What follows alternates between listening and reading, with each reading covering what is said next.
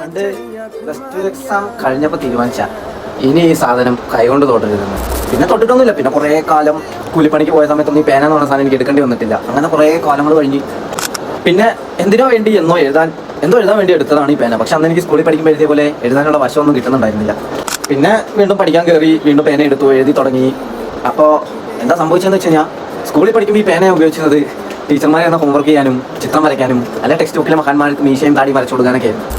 ഈ പേനയുടെ കാര്യം പറയാൻ കാരണം, സ്കൂളിൽ പഠിക്കുമ്പോൾ ഉള്ളൊരു ഫീലല്ല ഇന്ന് എനിക്ക് ഈ പേനയോടുള്ളത്. ഇന്ന് ഈ പേന വെച്ച് എന്തെഴുതുമ്പോഴും ഉള്ളിൽ നിന്നൊരു ഫീലാണ്. അതായത് ഞാൻ പറയാൻ വന്നത് എന്താണെന്ന് വെച്ചാൽ, നമ്മൾ ഏതൊരു ചെറിയ കാര്യത്തിനെയും വില കുറച്ച് കാണരുത്. കാരണം എല്ലാത്തിനും അതിൻ്റെതായ വിലയുണ്ട്. ഞാനൊക്കെ പഠിക്കുമ്പോൾ 3 രൂപ കൊടുത്തൊരു പേന കിട്ടുമായിരുന്നു. ഇന്ന് 10 രൂപ കൊടുക്കാതെ ഒരു പേന കിട്ടത്തില്ല. അപ്പോൾ പേനയുടെ വില എന്താണെന്ന് നിങ്ങൾ മനസ്സിലാക്കണം. അതുകൊണ്ട് ഇനി ടെക്സ്റ്റ് ബുക്കിലൊന്നും കിറുക്കി വെക്കരുത്. ആവശ്യത്തിന് മാത്രം എഴുതാൻ ശ്രമിക്കുക. അപ്പം ഇന്ന് ഇത്ര ഉള്ളൂ. കാര്യം സന്ധിക്കും വരയ്ക്കും. വണക്കം.